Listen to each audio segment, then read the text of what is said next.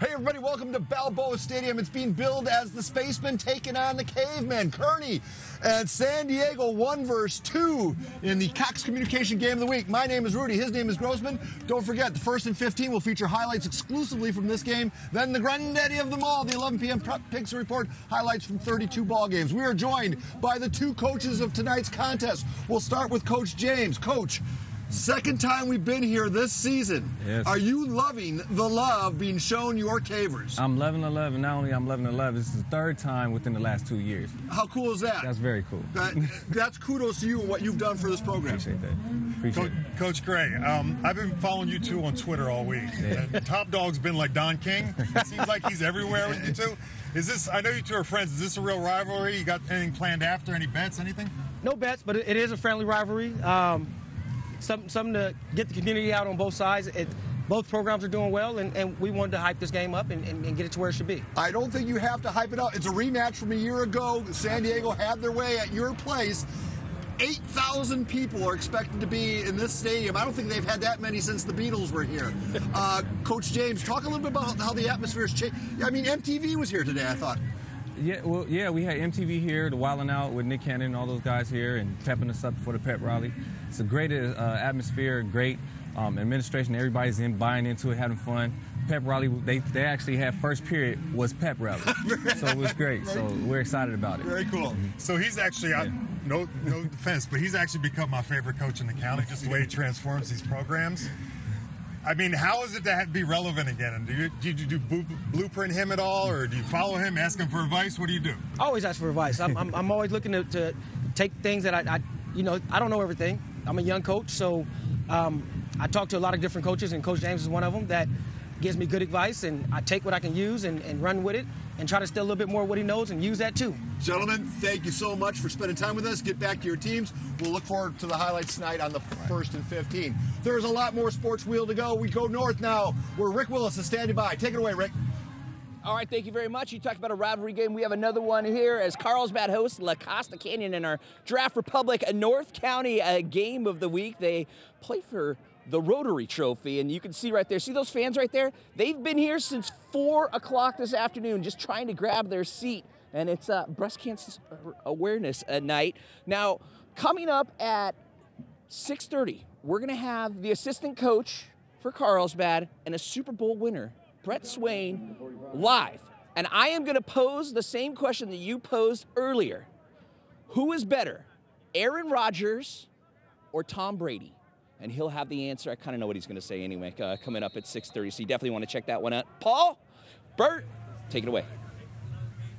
All right, Brad Stone, normally who joins us now, has another commitment, so we're going to fill in. We're going to go live to that guy right there. We're going up the hill to Ramona. Damon Baldwin's Bulldogs are doing battle with RBV tonight. Coach, can you hear me? I can hear you, Paul. Have you heard the name Dorian Richardson? Oh, we've seen him and heard him, and we're going to feel him tonight. He's a great player. All right. He's a good player. Bert, I know you know Damon pretty well. I do know Damon. Damon and I are very good friends. How's it up there tonight? What's the weather? Is it going to be cold? Yeah. You know what, Bert? It's beautiful. It's about 78 degrees, slight breeze, clear skies. All right. Coach, before we let you go, tell us we got some video of this Richardson kid. How do you slow him down?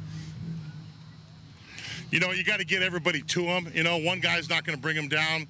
We practice, tackling at the hip and keep your head up. But we got to get people to the ball and sort of wear him down. He's a great young man. Last year when we played him, he's got great character. He's exactly what you want in a high school football player, and he represents his school and himself and our county so well. So we're excited to play against him and compete with him.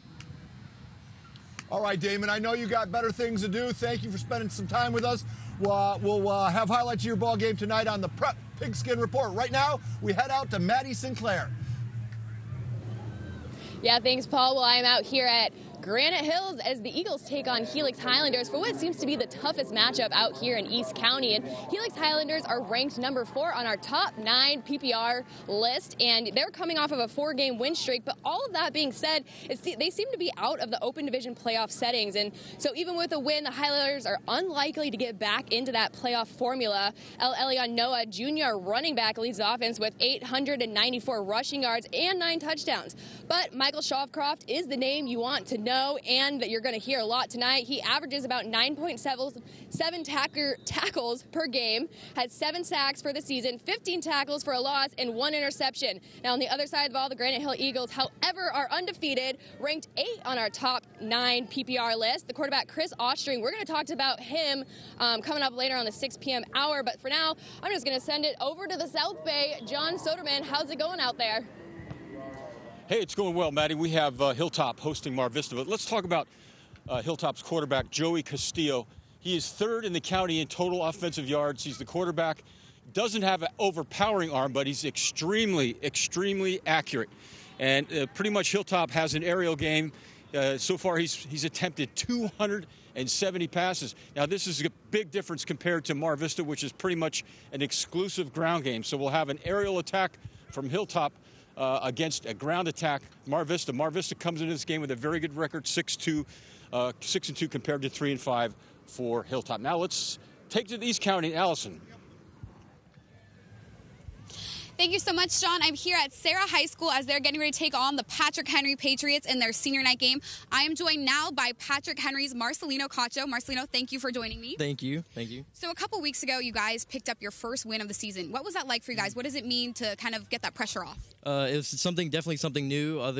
Without taking a loss, we took a W, and it really pumped up the team. And for this week's of practice, it was really well after that W. And today, it is a rivalry that goes back a long time between Patrick Henry and SERRA. Can you talk a little bit about that rivalry? Yeah, this rivalry has been going on for a very long time. We've beaten them the past 6 years, and we hope to accomplish that today. All right, well, good luck out there tonight. Hope you guys get that 7th win. All right, thank you so much. Appreciate it. And Paul, I'll send it back over to you. All right, thank you very much, Allison. Folks, it takes an army to put this show on the air, a Red Jacket Army. We'll have highlights from 32 games tonight. That means 32 camera crews are out and about in the county bringing you not only the best highlights, but some of the best sidebar stories in something we call Hogcasts. Yeah, it's basically a podcast, but with video. You'll see interesting sidebar stories that make high school football what it is. For instance, this is one of my favorites from a week ago. This is Ramon Scott at Santana's homecoming. We're under the purple rain at homecoming. Homecoming king Trey Agumont. Homecoming queen Alex Beckham. How does it feel to be admired by your peers tonight? Well, that's nothing new, but I was shocked. I was honestly really shocked that I won. I didn't think I had any chance of winning, to be honest, but I'm really happy right now. I think it's amazing to see all my friends out here. I mean, I think everyone here today was a homecoming king win in my eyes. And as it would so happen tonight, Ramon, it is homecoming here at San Diego High. Bert, you'll be responsible for speaking with both the king and queen. We look forward to that as the guys are getting ready for kickoff. It is a 6:30 start here, so the next time we are together, live, we'll be doing play-by-play of a game. Perhaps we'll get a touchdown on the air. But quickly, this is what high school football is all about. The San Diego stands already full, the Kearney side filling up. I can see the line out to the parking lot. Folks are getting their tailgate parties on and getting ready to come in. And I brought that up earlier with Coach James. I said he's my favorite coach, and even Coach Gray now. I mean, they just bring back this atmosphere to these schools that really didn't have before. And if you follow them, they actually push these kids to go to college.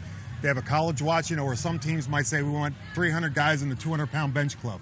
They want kids to go to college, and it shows. If you had told me 6 years ago that we would be doing 2 live remotes from San Diego High, I would have laughed you out of the auditorium.